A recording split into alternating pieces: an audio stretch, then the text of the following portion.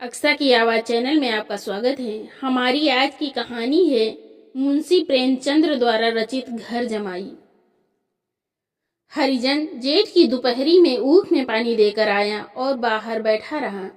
घर में से धुआं उठता नजर आता था। छन छन की आवाज भी आ रही थी।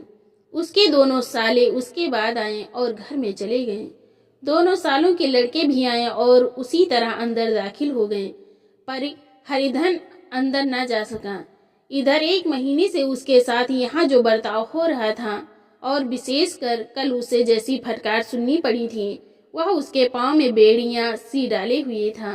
कल उसकी सास ही ने तो कहा था, मेरा दी तुमसे भर गया है, मैं तुम्हारी जिंदगी का ठेका नहीं लिए बैठी हूँ क्या। और सबसे बढ़कर अपनी स्त्री की निष्ठुरता ने उसके हृदय के टुकड़े कर दिए थे। वह बैठी यह फटकार सुनती रही, पर एक बार भी तो उसके मुंह से ना निकला, अम्मा तुम क्यों इनका अपमान कर रही हो। बैठी गट गट सुनती रही। शायद मेरी दुर्गति पर खुश हो रही थी।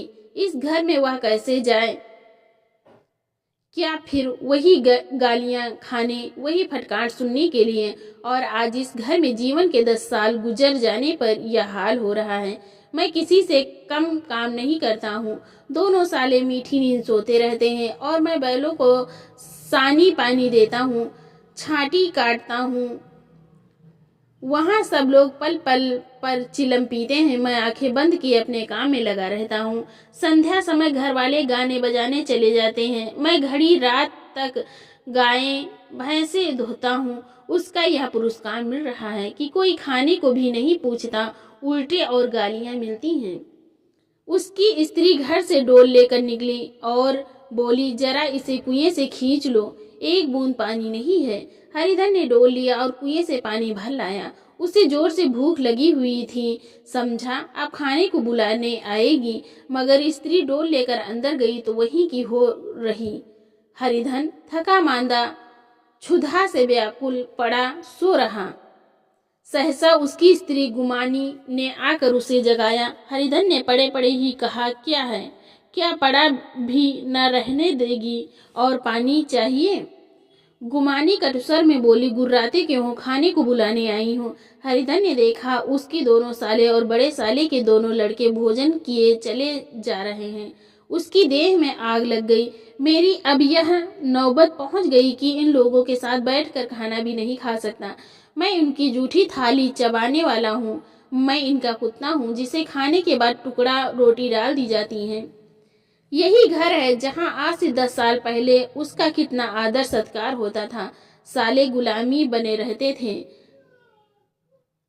सास मुंह जोहती रहती थी, स्त्री पूजा करती थी, तब उसके पास रुपये थे, जायदाद थी। अब वह दरिद्र है। उसकी सारी जायदाद को इन्हों लोगों ने कूड़ा कर दिया। अब रोटियों के भी लाले हैं। उसकी जी में एक ज्वाला सी उठी कि इसी वक्त अंदर जाकर सास को और साली को भिगो भिगो कर लगाए, पर जब्त करके रह गया। पड़े पड़े बोला, मुझे भूख नहीं है, आज ना खाऊंगा।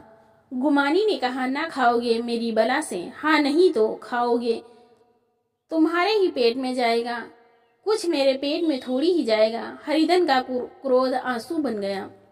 यह मेरी स्त्री है जिसके लिए मैंने अपना सर्वस्व मिट्टी में मिला दिया। मुझे उल्लू बनाकर यह सब मुझे अब निकाल देना चाहते हैं। वह अब कहाँ जाए, क्या करें। उसकी सास आकर बोली, चल कर खाना क्यों नहीं खा लेते, रूठते किस पर हो। यहाँ तुम्हारे नखरे सहने का किसी में बूता नहीं है। जो देते हैं वह मत देना, और क्या करोगे, तुमसे बेटी ब्याही है, कुछ तुम्हारी जिंदगी का ठेका नहीं लिया है। हरिधन ने मर्माहत होकर कहा, हाँ अम्मा, मेरी भूल थी कि मैं यही समझ रहा था। अब मेरे पास क्या है कि तुम मेरी जिंदगी का ठेका लोगी। जब मेरे पास धन भी था तब सब कुछ आता था, अब दरिद्र हूँ, तुम क्यों बात पूछोगी। बूढ़ी सास भी मुंह फुलाकर भीतर चली गई। बच्चों के लिए बाप एक फालतू सी चीज, एक विलास की वस्तु है, जैसे घोड़े के लिए चने या बाबुओं के लिए मोहन भोग। मोहन भोग उम्र भर ना मिले तो किसका नुकसान है, मगर एक दिन रोटी दाल के दर्शन ना हो तो फिर देखिए क्या हाल होता है। पिता के दर्शन कभी कभी शाम सवेरे हो जाते हैं। वह बच्चे जो उछलता है, दुलारता है, कभी गोद में लेकर या उंगली पकड़कर सैर कराने ले जाता है, और बस यही उसके कर्तव्य की इति है। वह परदेश चला जाए, बच्चे को परवाह नहीं होती, लेकिन माँ तो बच्चे का सर्वस्व है। बालक एक मिनट के लिए भी उसका वियोग नहीं सह सकता। पिता कोई हो, उसे परवाह नहीं, केवल एक उछालने कूदाने वाला आदमी होना चाहिए, लेकिन माता तो अपनी होनी चाहिए। 16 आने अपनी, वही रूप, वही रंग, वही प्यार, वही सब कुछ। वह अगर नहीं है तो बालक के जीवन का स्रोत मानो सूख जाता है। फिर वह शिव का नंदी है, पर फूल या जल चढ़ाना लाजमी नहीं, अख्तियारी है। हरिधन की माता का आज 10 साल हुए देहांत हो गया था। उस वक्त उसका विवाह हो चुका था। वह 16 साल का कुमार था, पर माँ के मरते ही उसे मालूम हुआ कि मैं कितना निसहाय हूँ, जैसे उस घर पर उसका अधिकार ही न रहा हो। बहनों के विवाह हो चुके थे, कोई भाई कोई दूसरा न था। बेचारा अकेले घर में जाते ही डरता था, माँ के लिए रोता था, पर माँ की परछाई से डरता था। जिस कोठरी में उसने देह त्याग किया था, उधर आंखें तक न उठाता। घर में एक बुआ थी, वह हरिधन को बहुत दुलार करती थी। हरिधन को अब दूध ज्यादा मिलता, काम भी कम करना पड़ता। बुआ बार बार पूछती, बेटा कुछ खाओगे? बाप भी अब उसे ज्यादा प्यार करते, उसके लिए अलग एक गाय मंगवा दी। कभी कभी उसे कुछ पैसे देते कि चाहे खर्च करें, पर इन मरहमों से वह घावना पूरा होता था जिससे उसकी आत्मा को आहत कर दिया था। वह दुलार और प्यार बार बार माँ की याद दिलाता। माँ की घुड़कियों में जो मजा था, वह क्या इस दुलार में था? माँ से मांग कर, लड़ कर, ठुनक कर, रूठ कर लेने में जो आनंद था, वह क्या बिच्छादान में था? पहले वह स्वस्थ था, मांग मांग कर खाता था, लड़ लड़ खाता था। अब वह बीमार था, अच्छे से अच्छे पदार्थ उसे दिए जाते, पर भूख न थी। साल भर तक वह इसी दशा में रहा। फिर दुनिया बदल गई। एक नई स्त्री, जिसे लोग उसकी माता कहते थे, उसके घर में आई और देखते देखते एक काली घटा की तरह उसके संकुचित भूमंडल पर छा गई। सारी हरियाली, सारे प्रकाश पर अंधकार का पर्दा पड़ गया। हरिधन ने इस नकली माँ से बात तक न की, कभी उसके पास न गया और तक नहीं। एक दिन घर से निकला और ससुराल चला गया। बाप ने बार बार बुलाया, पर जीते जी वह फिर उस घर में न गया। जिस दिन उसके पिता के देहांत की सूचना मिली, उससे एक प्रकार का ईर्ष्यामय हर्ष हुआ। उसकी आंखों में आंसू की एक बूंद भी न आई। इस नए संसार में आकर हरिधन को एक बार फिर मातृ स्नेह का आनंद मिला। उसकी सास ने ऋषि वरदान की भांति उसके शून्य जीवन को विभूतियों से परिपूर्ण कर दिया। मरुभूमि में हरियाली उत्पन्न हो गई। सालियों की चुहल में, सास के स्नेह में, सालों के वाक विलास में और स्त्री के प्रेम में उसके जीवन की सारी आकांक्षाएं पूरी हो गई। सास कहती, बेटा तुम इस घर को अपना ही समझो, तुम्हें मेरी आंखों के तारे हो। वह उससे अपने लड़कों की बहुओं की शिकायत करती। वह दिल में समझता था, सास जी मुझे अपने बेटों से भी ज्यादा चाहती हैं। बाप के मरते ही वह घर गया और अपने हिस्से की जायदाद को कूड़ा करके रुपयों की थैली लिए फिर आ गया। अब उसका दूना आदर सत्कार होने लगा। उसने अपनी संपत्ति सास के चरणों पर अर्पण करके अपने जीवन को सार्थक कर दिया। अब तक उसे कभी घर की याद आ जाती थी, अब भूल कर भी उसकी याद ना आती, मानो वह उसके जीवन का कोई भीषण कांड था जिसे भूल जाना ही उसके लिए अच्छा था। वह सबसे पहले उठता, सबसे ज्यादा काम करता। उसका मनोयोग, उसका परिश्रम देखकर गांव के लोग दांत तले उंगली चबाते थे। उसके ससुर का भाग्य बखाड़ते, जिसे ऐसा दामाद मिल गया। लेकिन ज्यों ज्यों दिन गुजरते गए, उसका मान सम्मान घटता गया। पहले देवता था, फिर घर का आदमी, अंत में घर का दास हो गया। रोटियों में भी बाधा पड़ गई, अपमान होने लगा। अगर घर के लोग भूखों मरते और साथ ही उसे भी मरना पड़ता तो उसे जरा भी शिकायत ना होती। लेकिन जब वह देखता वह लोग मूंछों पर ताव दे रहे हैं, केवल मैं ही दूध की मक्खी बना दिया गया हूँ, तो उसके अंतस्थल से एक लंबी ठंडी आह निकल जाती। अभी उसकी उम्र कुछ 25 साल की ही थी। इतनी उम्र इस घर में कैसे गुजरेगी? और उसकी स्त्री ने भी आंखें फेर ली। यह उस विपत्ति का सबसे क्रूर दृश्य था। हरिधन तो उधर भूखा प्यासा चिंतादाह में जल रहा था। इधर घर में सास जी और दोनों सालों में बातें हो रही थी। गुमानी भी हाँ में हाँ मिलाती जाती थी। बड़े साले ने कहा, हम लोगों की बराबरी करते हैं या नहीं समझते कि किसी ने उसकी जिंदगी भर का बीड़ा थोड़ी ही लिया है। 10 साल हो गए, इतने दिनों में क्या 2-3 हजार ना हड़प गए होंगे।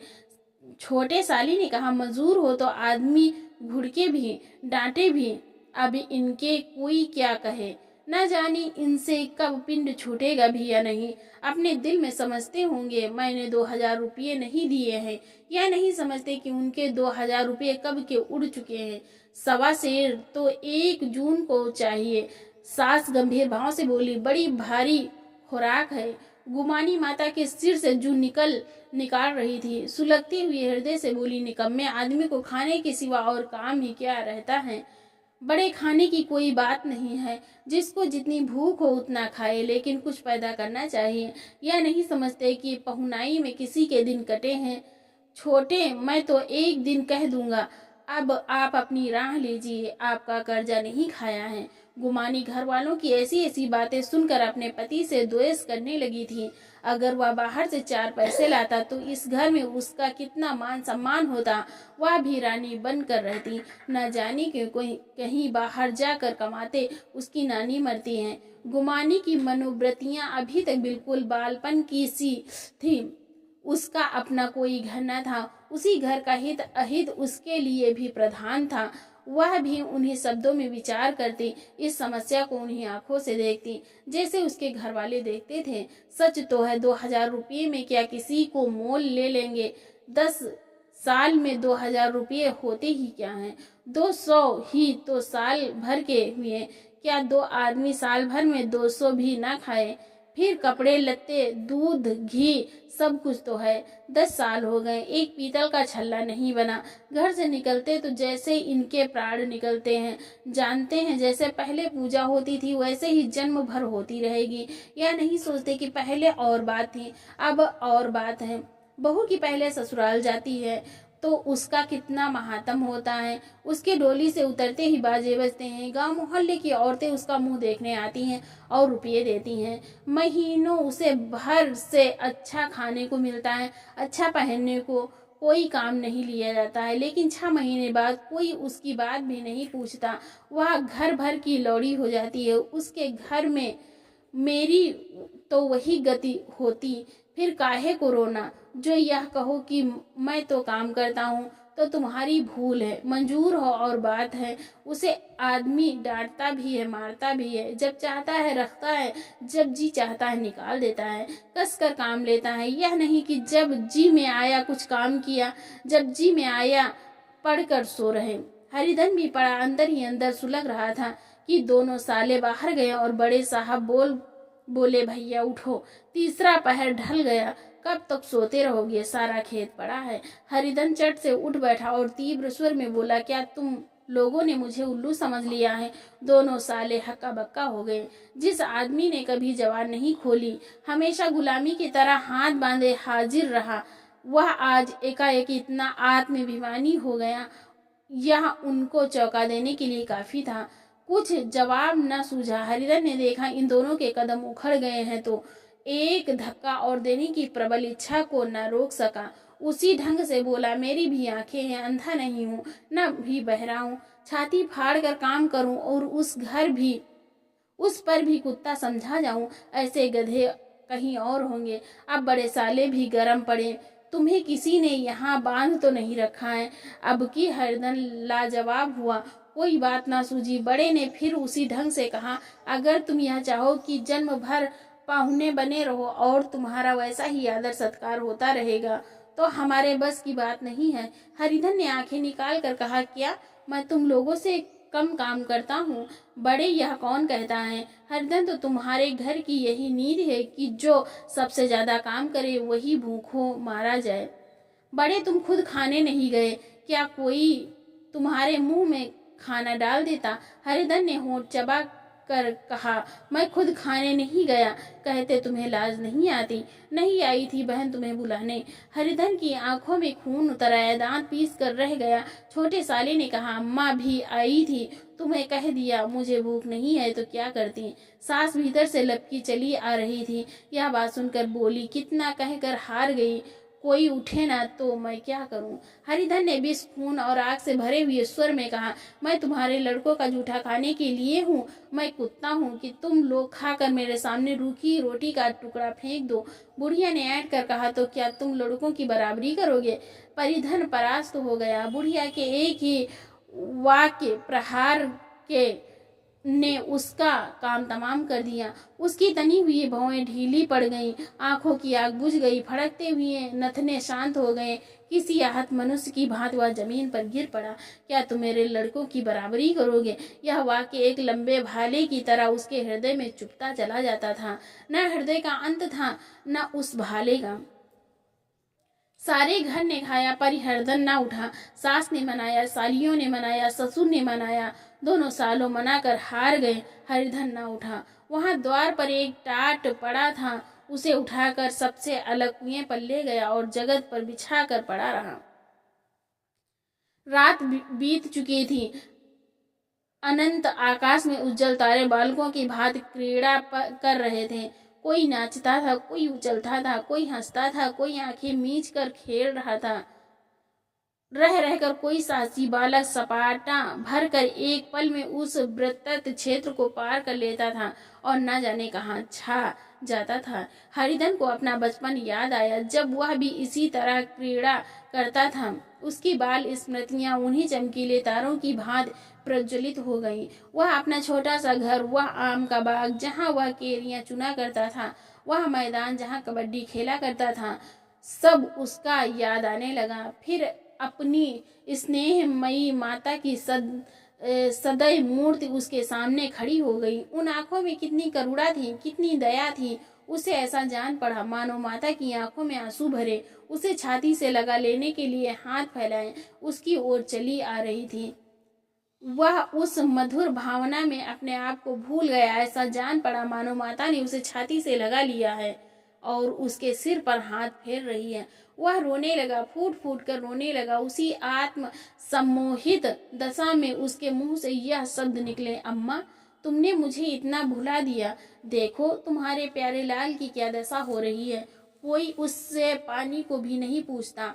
क्या जहाँ तुम हो वहाँ मेरे लिए जगह नहीं है। सहसा गुमानी ने आकर पुकारा, क्या सो गए हो तुम। ऐसी भी क्या राक्षसी नींद, चल कर खा क्यों नहीं लेते। कब तक कोई तुम्हारे लिए बैठा रहे। हरिधन उस कल्पना जगत से क्रूर प्रत्यक्ष में आ गया। वही कुएं की जगत थी, वही फटा हुआ टाट और गुमानी सामने खड़ी कह रही थी, कब तक कोई तुम्हारे लिए बैठा रहे। हरिधन उठ बैठा और मानो तलवार में से निकाल कर बोला, भला तुम्हें मेरी सुध तो आई। मैंने कह तो दिया था मुझे भूख नहीं है। गुमानी तो कितने दिन तक ना खाओगे। अब इस घर का पानी भी ना पीऊंगा। तुझे मेरे साथ चलना है या नहीं। दृढ़ संकल्प से भरे इन शब्दों को सुनकर गुमानी सहम उठी, बोली, कहाँ जा रहे हो। हरिधन ने मानो नशे में कहा, तुझे इससे क्या मतलब, मेरे साथ चलेगी या नहीं। फिर पीछे से ना कहना मुझसे कहा नहीं। गुमानी आपत्ति के भाव से बोली, तुम बताते क्यों नहीं, कहाँ जा रहे हो। तू मेरे साथ चलेगी या नहीं। जब तक बता ना दोगे मैं ना जाऊंगी।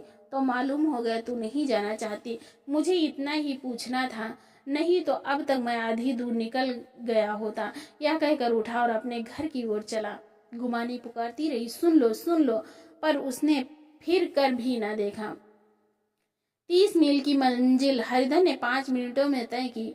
जब वह अपने गांव की अमराइयों के सामने पहुंचा तो उसकी मात्र भावना उषा की सुनहरी गोद में खेल रही थी। उन वृक्षों को देखकर उसका बिहवल हृदय नाचने लगा। मंदिर का सुनहरा कलश देखकर वह इस तरह दौड़ा मानो एक छलांग में उसके ऊपर जा पहुंचेगा। वह उसे बुला रही हो। जब वह आमों के बाग में पहुंचा, जहां डालियों पर बैठकर वह हाथी की सवारी का आनंद पाता था, जहां के कच्चे बेरों और लिसोड़ों में एक स्वर्गीय स्वाद था, तो वह बैठ गया और भूमि पर सिर झुकाकर रोने लगा, मानो अपनी माता को अपनी विपत्ति कथा सुना रहा हो। वहाँ की वायु में, वहाँ के प्रकाश में मानो उसकी विराट रूपड़ी माता व्याप्त हो रही थी। वहाँ की अंगुल अंगुल भूमि माता के पद चिन्हों से पवित्र थी। माता के स्नेह में डूबे हुए शब्द अभी तक मानो आकाश में गूंज रहे थे। इस वायु और इस आकाश में न जाने कौन सी संजीवनी थी, जिसके उसके शोकार्त हृदय को फिर से बालोत्साह से भर दिया। वह एक पेड़ पर चढ़ गया और अधर से आम तोड़ तोड़ कर खाने लगा। सास के वह कठोर शब्द, स्त्री का वह निष्ठुर आघात, वह सारा अपमान उसे भूल गया। उसके पांव फूल गए थे, तलवों में जलन हो रही थी, पर इस आनंद में उसे किसी बात का ध्यान न था। सहसा रखवाले ने पुकारा, वह कौन ऊपर चढ़ा है रे? उतर अभी, नहीं तो ऐसा पत्थर खींच कर मारूंगा कि वहीं ठंडे हो जाओगे। उसने कई गालियां भी दी। इस फटकार और इन गालियों में इस समय हरिधन की अलौकिक आनंद मिल रहा था। वह डालियों में छिप गया, कहीं आम काट कर नीचे गिराया और जोर से ठट्ठा मार कर हंसा। ऐसी उल्लास से भरी हुई हंसी उसने बहुत दिन से न हंसी थी। रखवाले को यह हंसी परिचित मालूम हुई, मगर हरिधन यहाँ कहाँ? वह ससुराल की रोटियां तोड़ रहा है। कैसा हंसोड़ा था, कितना चिलबिला, न जाने बेचारे का क्या हाल हुआ। पेड़ की डाल से तालाब में कूद पड़ता था। अब गांव में ऐसा कौन है? डांट कर बोला, वहां से बैठे बैठे हंसोगे तो आकर सारी हंसी निकाल दूंगा, नहीं तो सीधे उतर आओ। वह गालियां देते जा रहा था कि एक गुठली आकर उसके सिर पर लगी। सिर सहलाता हुआ बोला, यह कौन शैतान है? नहीं मानता? ठहर तो मैं आकर तेरी खबर लेता हूँ। उसने अपनी लकड़ी नीचे रख दी और बंदरों की तरह चटपट ऊपर चढ़ गया। देखा तो हरिधन बैठा मुस्कुरा रहा था। चकित होकर बोला, अरे हरिधन, तुम यहाँ कब आए? इस पेड़ पर कब से बैठे हो? दोनों बचपन के सखा वहीं गले मिले। यहाँ कब आए? चलो घर चलो। भले आदमी, क्या वहाँ आम भी मयस्सर न होते थे? हरिधन ने मुस्कुरा कर कहा, मंगरू, इन आमों में जो स्वाद है वह और कहीं के आमों में नहीं। गांव का क्या रंग ढंग है मंगरू, सब चैन चान है भैया। तुमने तो जैसे नाता ही तोड़ लिया। इस तरह कोई अपना गांव छोड़ कर देता है? जब से तुम्हारे दादा मरे सारी गृहस्थी चौपट हो गई। दो छोटे छोटे लड़के हैं, उनके लिए क्या होता? हरिधन, अब उस गृहस्थी से क्या वास्ता है भाई? मैं तो अपना ले दे चुका हूँ, मजूरी तो मिलेगी ना। तुम्हारी गैया भी चरा दिया करूँगा, मुझे खाने को दे देना। मगरू ने अविश्वास के भाव से कहा, अरे भैया, कैसी बातें करते हो? तुम्हारे लिए जान हाजिर है। क्या ससुराल में अब न रहोगे? कोई चिंता नहीं, पहले तो तुम्हारा घर ही है, उसे संभालो। छोटे छोटे बच्चे हैं, उनको पालो। तुम नई अम्मा से नाहक डरते थे, बड़ी सीधी है बेचारी, बस अपनी माँ समझो। तुम्हें आकर तो निहाल हो जाएंगी। अच्छा, घरवाली को भी तो लाओगे? हरिधन, उसका अब मुंह न देखूंगा, मेरे लिए वह मर गई। मंगरू तो दूसरी सगाई हो जाएगी। अब की ऐसी मेहरिया ला दूंगा कि उसके पैर धो धो कर पियोगे। लेकिन कहीं पहले भी आ गई तो हरिधन वह न आएगी। हरिधन अपने घर पहुंचा तो दोनों भाई भैया आए कहकर भीतर दौड़े और माँ को खबर दी। उस घर में कदम रखते ही हरिधन को ऐसी शांत महिमा का अनुभव हुआ, मानो वह अपनी माँ की गोद में बैठा हुआ है। इतने दिनों ठोकरे खाने से उसका हृदय कोमल हो गया था। जहाँ पहले अभिमान था, आग्रह था, हेकड़ी थी, वहाँ अब निराशा थी, पराजय और याचना थी। बीमार का जोर कम हो चला था। अब मामूली दवा भी असर कर सकती थी। किले की दीवार छिद चुकी थी, अब उसमें घुस जाना असाध्य न था। वही घर जिससे वह एक दिन विरक्त हो गया था, अब गोद फैलाए उसे आश्रय देने को तैयार था। हरिधन का निर्वलंब मन यह आश्रय पाकर मानो तृप्त हो गया। शाम को भी माता ने कहा, बेटा, तुम घर आ गए, हमारे धन्य भाग। अब इन बच्चों को पालो। माँ का नाता ना सही, बाप का नाता तो है ही। मुझे एक रोटी दे देना, खाकर एक कोने में पड़ी रहूंगी। तुम्हारी अम्मा से मेरी बहन का नाता है, उस नाते से तुम मेरे लड़के हो। हरिधन ने मात्र बिहव्वल आंखों से भी माता के रूप में अपनी माता के दर्शन किए। घर के एक एक कोने से मात्र स्मृतियों की छटा चांदनी की भांति छिड़की हुई थी। भी माता का प्रौढ़ मुखमंडल भी उसी छटा से रंजित था। दूसरे दिन हरिधन फिर कंधे पर हर कर खेत को चला। उसके मुंह पर उल्लास था और आंखों में गर्व। वह अब किसी का आश्रित नहीं, आश्रयदाता था। किसी के द्वार का भिक्षुक नहीं, घर का रक्षक था। एक दिन उसने सुना गुमानी ने दूसरा घर कर लिया। माँ से बोला, तुमने सुना काकी, गुमानी ने घर कर लिया? काकी ने कहा, क्या घर कर लेगी, ठट्ठा है? बिरादरी में ऐसा अंधेरा है, पंचायत नहीं अदालत तो है। हरिधन ने कहा, नहीं काकी, बहुत अच्छा हुआ, ला महावीर जी को लड्डू चढ़ाऊं। मैं तो डर रहा था कहीं मेरे गले ना आ पड़े। भगवान ने मेरी सुन ली। मैं वहां से यही ठान कर चला था, अब उसका मुंह ना देखूंगा। तो दोस्तों, आपको हमारी कहानी कैसी लगी, लाइक और कमेंट करके जरूर बताइएगा। अगर आपने हमारे चैनल को सब्सक्राइब नहीं किया तो सब्सक्राइब करना बिल्कुल ना भूलें। मिलते हैं एक और नई इंटरेस्टिंग कहानी के साथ। बहुत बहुत धन्यवाद।